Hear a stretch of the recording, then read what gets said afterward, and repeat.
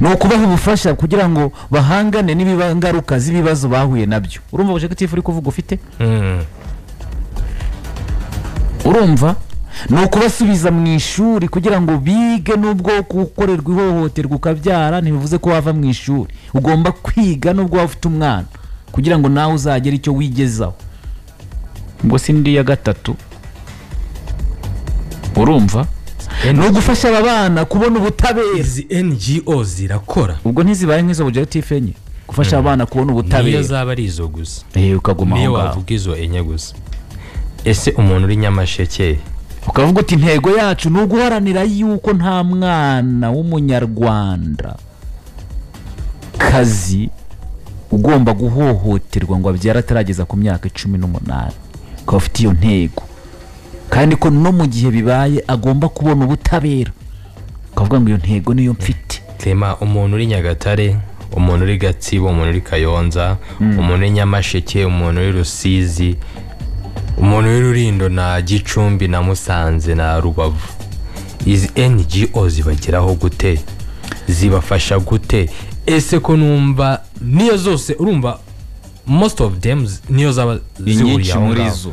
Inyinshi muri zo zihuriye muri Orange no muri ibyo. No ugiye no kuzireba amazina yazo inyinshi ushobora gutanga nyine n'ibindi watubona nyinshi zikora muri ibyo domain. Ariko nkibaza simvuze ko badakora. Simvuze ko badakora. Hari no gushora kugenda ugasanga byibura ari abavuga ati dore kuba imibare ari 8,000 dore uruhare rwacu n'uru twe twakoze. Ariko zose hamwe organization zose hamwe nimba mufite purpose imwe, nimba mukora ibintu bimwe, then musenyera umugozi umwe.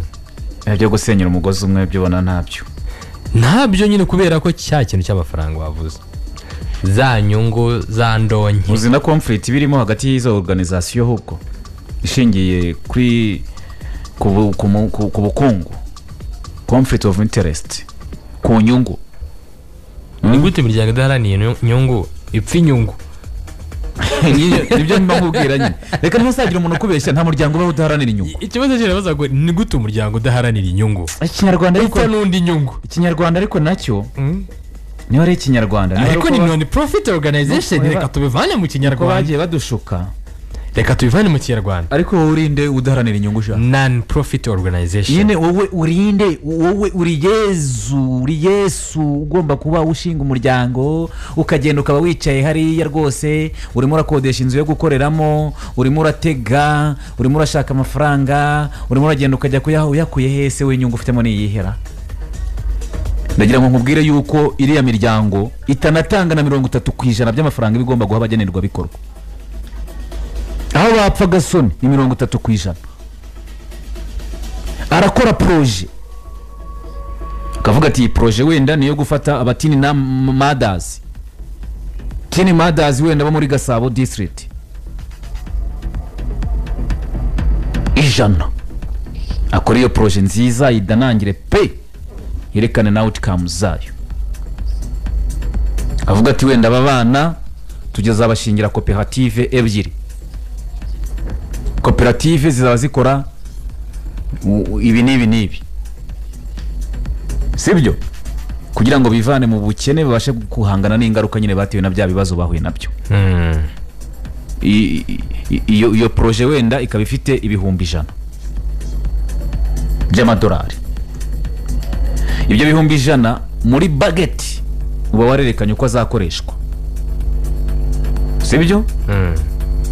Ibyo bazakenera abo bana ibyo uzabagurira wenda niba ari ukubashingira atelier wenda 50 bazashingirwa atelier idoda ukabuzinga imashini 50 aho bazakorera na mu gihe cy'imyaka ingahe mu gihe bataracuka utarabacutsa bataratangira kwigenza.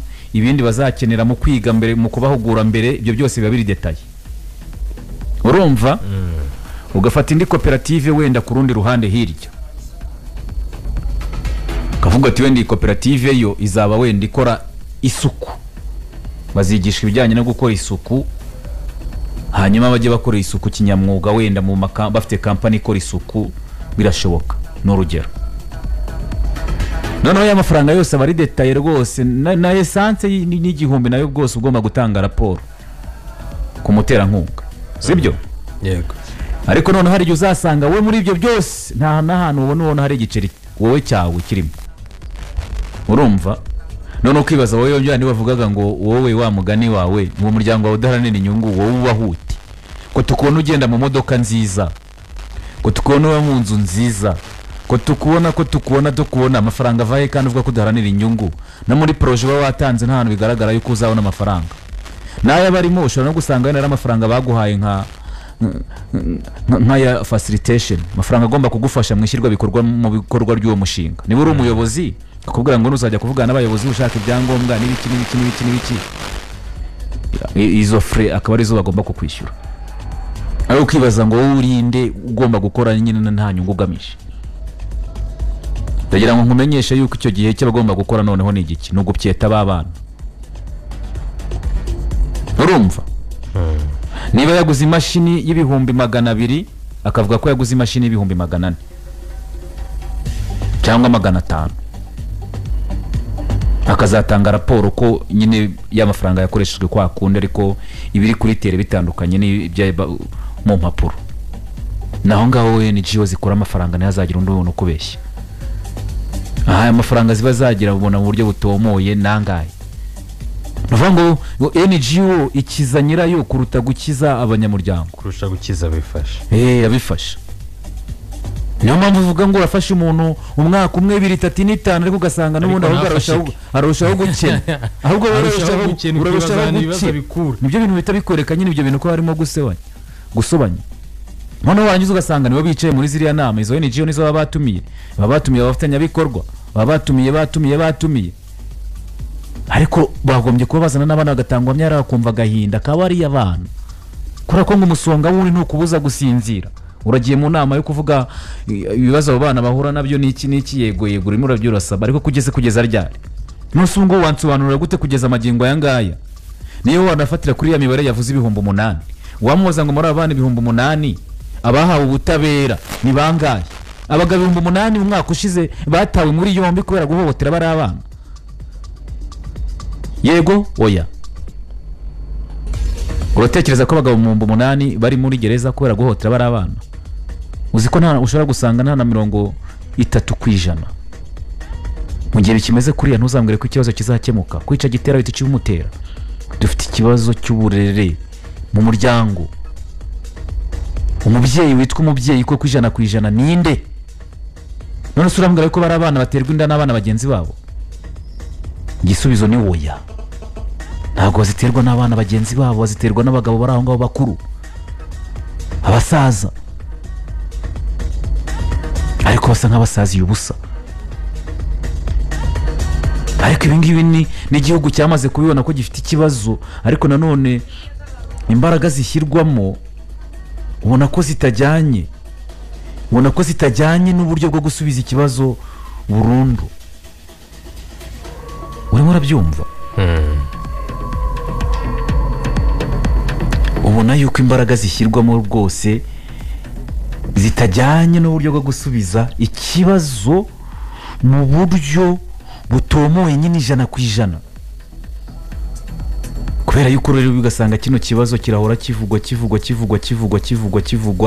ariko rero ugasanga noneho gukemuka byo bimeze bite umuryango ufite ikibazo rwose intoki tuzitunze abana bafite uruhare rwabo ariko n'ababyeyi bafite uruhare rwabo bagomba kubazwa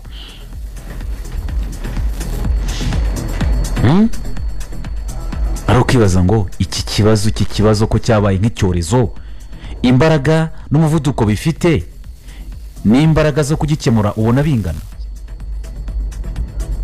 uzi ko se umuryango wa FPR Inkotanyi ari moteri ya guverinoma mu nama yawo ya biro politike yateranye ku ya 21 na 22 ukwakira 2022 irusororo mu karere ka Gasabo mu mujyi wa Kigali yewe na perezida wa Repubulika y'u Rwanda Paul Kagame akaba na chairman w'umuryango wa FPR Inkotanyi yari yatumiwemo iyo nama n'abahagarariye indi mitwe ya politike yemewe mu Rwanda ubwo ni ya mitwe ya politike yindi 10 ko twamaze kubona ko ari 11 yose muri rusange sibyo ubwira umwanzuro ugaruka ku babyeyi se noneho uhite wumva ko ikibazo gihari si moteri ya guverinoma yabivugaga se umwanzuro ni imyanzuro 13 hano imyanzuro njya nkunda kugarukamo umuhano uzajya wumva nkunda kuvugamo imyanzuro uwa 10 n'uwa 3 uwa 3 sukunda kumva nkuvuga se uwa 3 sukunda uvuga se kubahiriza inshingano zacu by'umwihariko abayobozi bakazirikana ko umuturage agomba kuba kwisonga kandi ibyo bikava mu mvugo bikajya mu bikorwa. Uwo ni umwanzuro wa 3 w'inama biro politiki y'umuryango w'Impari Inkotanyi muri iyo myaka hafi 3 ishize. Bamwumvise wa 3 ukunda kumva nkugarukaho ariko urahari ariko implementation ishyirwa mu bikorwa ryabo nakazi gakomeye. Nicyo kibazo nakazi gakomeye ntago ari ibintu byo kuvuga ngo birakorwa umunsi umwe cyangwa bikorwe n'umuntu umwe. Harababikora neza yego ariko se bazabyishoboza bonyine. Uzu wa 10 se uwa 10 kuntu uvuga uwumve neza. Ababyeyi, abarezi, abanyamadini n'umuryango nyarwanda muri rusange barakangurirwa gusubira ku nshingano za kibyeyi batoza abakiri bato umuco nyarwanda, indangagaciro na kirazira no kubibakundisha kugira ngo bakure barangwa nabyo. Abo bantu usanze ari bande uze kumbwira noneho wumve niba ikibazo batabizi ko nabo gihari. Ababyeyi, abarezi, abanyamadini. Bara abantu bari mu nama ejo se bose ababyeyi n'ubundi mbere yuko baba abayobozi se ababyeyi. Ni harimo abarezi se bafite inshingano bafite aho bahuriye n'uburezi n'uburusange. Abanyamadini ntago babonye barimo na Archiepiscopi wa Kigali Antoni Cardinal Kambanda ntabwo bamubonye. Umuryango nyarwanda se muri rusange ibibazo dufite ibi byo ntibiri mu bibazo dufite. Gusubira ku nshingano za kibyeyi bivuze ngo inshingano ababyeyi bazitatiri. Niba udukurikiye ubikora neza good and well ubwo nturimo turi kuvuga bitaza kukubabaza ariko urebe ku muturanyi wawe urebe hirya urebe hino wikebuke niba uri kubikora neza abaturanyi bawe ko atari kubikora neza abo bana ntago bazabana nabo bawe se bizagenda gute?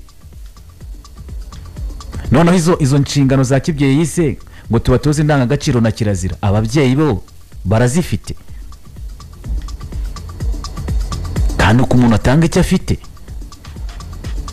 Indangagaciro na kirazira ababyeyi barabifite ku buryo barabikundisha abana babo bakabikurana bagakora barangwa nabyo koko cyangwa no kunegurana turi amanegu banenge tutirora banegurana ari amanegu za nenge zitirora. Ikibazo kirakomeye kandi ni icyorezo ni imungu. Ikibazo kirakomeye ni icyorezo ni imungu irimo iramunga umuryango nyarwanda. Uribaza niba dushobora kugira abana 2020 babyara buri 2015 buri mwaka ugiye kureba kuva nka 2016 ugafata byibuze cya 2015 ugafata imyaka 10 iheruka wasanga imibare irenga 15 impuza ndengo yawe iri muri aho ngaho. Hari ukibaza umuntu aryama agasinzira kumva ko nta cyabaye. Umuyobozi w'akarere agatahira gutanga imibare y'abana babyariye iwabo. Abagabo babateye inda babahohoteye bari he ko bakoze ibyaha bihanwa n'amategeko. Hari naho mpamvu bahora basaba yuko kino cyaha cyajya no mu byaha bidasaza. Ese ko duhishira abarozi bakaba bakomeje kutumara ku rubyaro kuko uramuhishira uyu munsi Joe azakomeza kugenda bipfizi y'akarere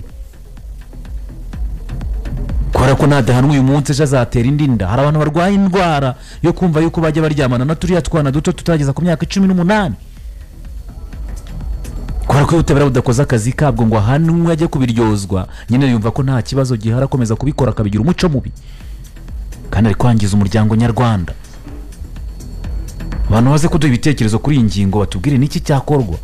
Guhora abantu bavuga gusa bavuga ingaruka ubundi zo ni nyinshi zo zirazwi umuntu wese waha niyo wajyana bano bana bo mu ishuri ry'incuke sibyo bano bana mu mashuri y'incuke urabona yuko ari abana babiga neza babona ko baba bafite IQ ziri hejuru ntubaze n'ujye babona ukabaha ingingo ati mutubwire ingaruka z'umwana abyara ari umwana nizihe barabana babiyoberwa babiyoberwa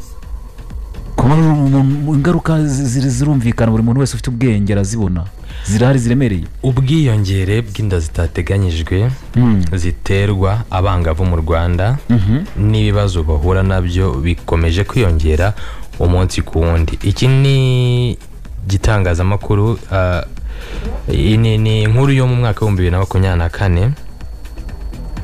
Imibare irakabije.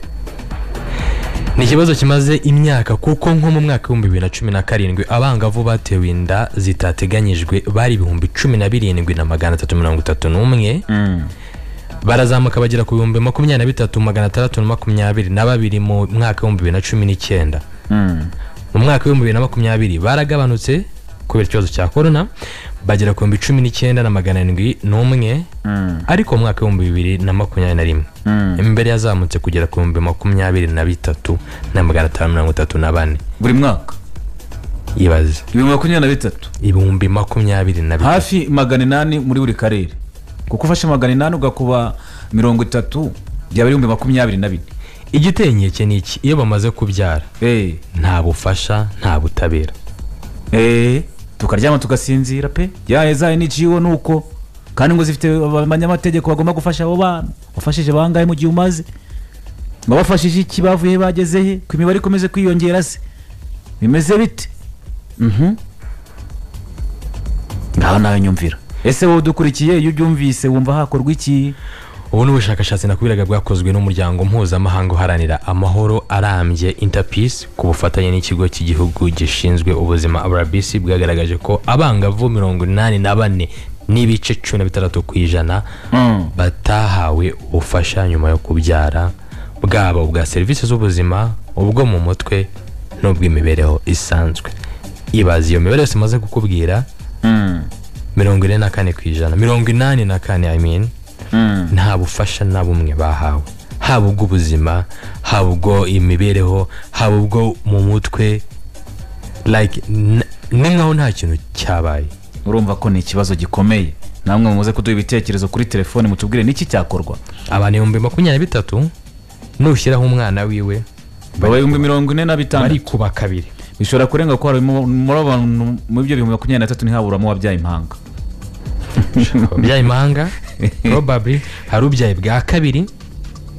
Hari uwabaga hano hepfo kuri gare downtown, yari afite imyaka 21 amaze kubyara kane. Niyo buri mwaka yababyara, ko n'amezi yari afitemo impanga ebyiri, amezi 9, kandi abo bose yarabyariye mu muhanda. Noneho hari abavukiye mu muhanda bakongera akabyarira no mu muhanda, barahari hano. Yavukiye mu muhanda nawe arongera abyara mu muhanda, aterwa inda na twana tutuma ibobo bahorana hariya, ariko tukumva yuko nta kibazo gihari. Ibi bintu ntabwo ari ibintu bikwiye kurenzwa ijisho, ntabwo ari ibintu bikwiye kurenza ijisho. Ubundi iriya nama ntabwo yagombye kubibera hari. Inama ivuga ku bino bibazo by'abana ntabwo yagombye kubibera nka hariya, yagombye kubibera mu nteko y'abaturage, ukavuga ngo akarere kabyawemo abana benshi batewe inda, za Gasabo iri imbere, za Kirehe, Nyagatare, za Gatsibo. Niyo nama twagombye kuyibona ku Karubanda, hari inteko y'abaturage buzuye hariya, abantu tubabona bose bari kuvugira bino bibazo, ababyeyi bagahita banabyumva nabo ko bifite uburemere. Twari turi kuvuga ku bijyanye n'ibibazo by'abana, twagiye Nyabugogo hariya ariho bicaye, minisitiri tumubona yicaye hariya Nyabugogo cyangwa ahagaze. Nimba sosiyete bari abana babahamagaye hariya nkwereke, nimba sosiyete zamamaza ibikorwa runaka zishobora kuza zigatera bisi hariya, abantu bakaza bakabyina, bakamamaza, ama road show, bagakora road show, bagataha bakoreye amafaranga.